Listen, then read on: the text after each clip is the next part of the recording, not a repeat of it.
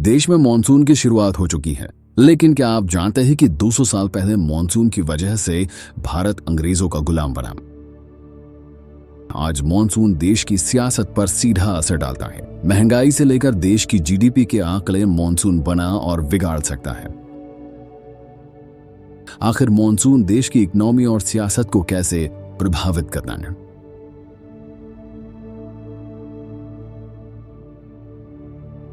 भारत की 50% आबादी कृषि पर निर्भर है और कृषि मॉनसून पर। साउथ वेस्ट मॉनसून से देश की 75% पानी की पूर्ति और सिंचाई होती है। ऐसे में रबी और खरीफ की फसलों की कटाई और बुआई मॉनसून पर ही टिकी होती है। 2022 में कम बारिश हुई थी तो गेहूं के दाम 14% तक बढ़ गए थे। साफ है कि अच्छी बारिश होगी तो कृषि उत्पादन बेहतर होगा, नहीं तो चीजों के दाम आसमान छूने लगेंगे। अब समझते हैं कि मॉनसून जीडीपी पर कैसे असर डालता है। इकोनॉमिक सर्वे 2022-23 के मुताबिक भारत की 47% आबादी एग्रीकल्चर पर डिपेंड करती है। आरबीआई के आंकड़े बताते हैं कि भारत की जीडीपी का 15% हिस्सा कृषि पर निर्भर है। आसान भाषा में समझें तो अच्छी बारिश से किसानों और ग्रामीण इलाकों में रहने वाले लोगों की खर्च करने की क्षमता बढ़ेगी, जिससे मार्केट ग्रो करेगा।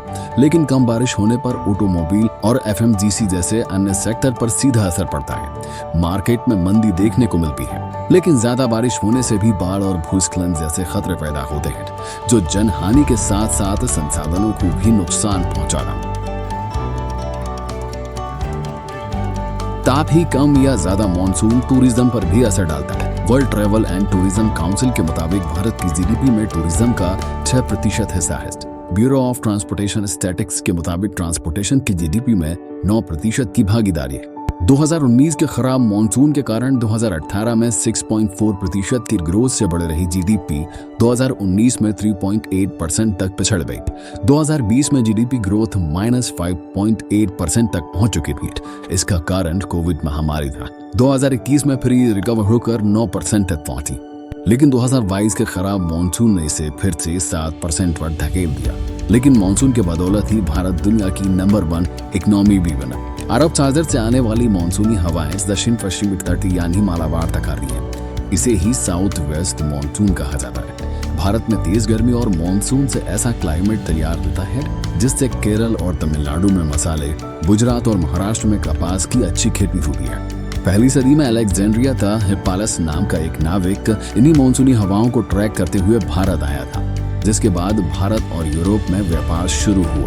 इसके बाद बारबेरिकम, भरूच, अरिकामेडू, मुर्जिस और कावेरी पट्टनम जैसे बंदरगाह व्यापार केंद्र बन गए। उस वक्त भारत और दूसरे देशों के बीच से मसाले, कपास और सोना चांदी का एक्सचेंज होता था। वक्त के साथ अफ्रीका, रोम और अरब देशों से व्यापार तेजी से बढ़ा और भारत दुनिया की नंबर 1 इकोनॉमी बन गया। 16वीं सदी तक दुनिया की जीडीपी में भारत का हिस्सा 1/4 यानी 25.1% तक थी। पर क्या आप जानते हैं कि कैसे मॉनसून की वजह से भारत अंग्रेजों का गुलाम बना? उस वक्त यूरोपीय लोगों को भारतीय मसाले काफी पसंद आए।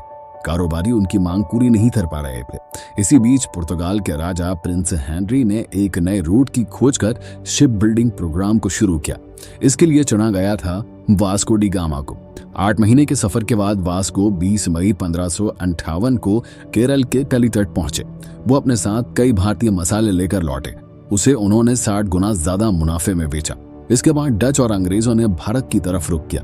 15वीं सदी में इन्हीं मसालों के कारोबार की वजह से डच और अंग्रेज भारत आने लगे।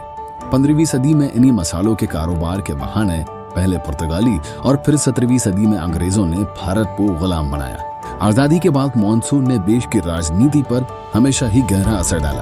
अच्छी बारिश नहीं होने की वजह से किसानों को खेती में नुकसान होता है। ऐसे में सरकार उनके लिए फंड योजनाएं शुरू करती है, जिससे सरकार पर फाइनेंशियल बोझ बढ़ता है। आईएमडी के मुताबिक साल 2014 में साउथ वेस्ट मॉनसून में औसत से 10% कम बारिश हुई थी। तब तेलंगाना और आंध्र प्रदेश सूखे से सबसे ज्यादा प्रभावित है। ऐसे में दोनों राज्यों को एग्रीकल्चर लोन माफ कराने के लिए कर्ज लेना पड़ा था। भारत का 50% वर्क फोर्स एग्रीकल्चर से जुड़ा हुआ है। अगर सरकार उनके लिए कदम नहीं उठाती है तो इसका सीधा असर चुनावों में देखने को मिल सकता है। साथ ही आज कई देश हैं जहां के राष्ट्रपति भारतीय हैं। इसकी भी वजह मॉनसून ही है। 1807 में ब्रिटेन ने अपने देश में गुलामी को खत्म कर दिया था। साथ ही उनके मजदूरों ने उन देशों में भी मजदूरी बंद कर दी थी जहां अंग्रेजों का राज था। भारतीयों को अंग्रेजों ने मजदूर बनाया, जो अलग अलग गुलाम देशों में जाकर काम करने लगे, जिन्हें गिरमिटिया मजदूर कहा गया। अंग्रेजों की सत्ता खत्म हुई तो मजदूर बनकर गए भारतीय वहीं बस गए। आज मॉरिशस, गुआना, त्रिनिदाद और सुरीनाम के राष्ट्रपति भारतीय मूल के हैं। इतना ही नहीं, भारत में मॉनसून कल्चरल डिप्लोमेसी और बायोडायवर्सिटी हॉटस्पॉट भी बनाता है। मॉनसून की वजह से भारत का पश्चिमी तट यूनेस्को की वर्ल्ड हेरिटेज साइट की लिस्ट में शामिल है। ये दुनिया के टॉप बायोडायवर्सिटी वाले इलाकों में 8वें नंबर पर है। आर्ट और कल्चर यानी सांस्कृतिक खूबियां किसी देश की सॉफ्ट पावर होती है। भारत के सॉफ्ट पावर में मॉनसून का अहम रोल है। इन्हीं बातों से साफ पता चलता है कि मॉनसून भारत के लिए लाइफलाइन है। ये हमारे देश को समृद्ध और गौरवशाली बनाता है। अगर आपको ये वीडियो पसंद आई है तो प्लीज इसे लाइक और शेयर कीजिए और ऐसे ही जानकारी से भरी वीडियोस के लिए हमारे चैनल को सब्सक्राइब करें।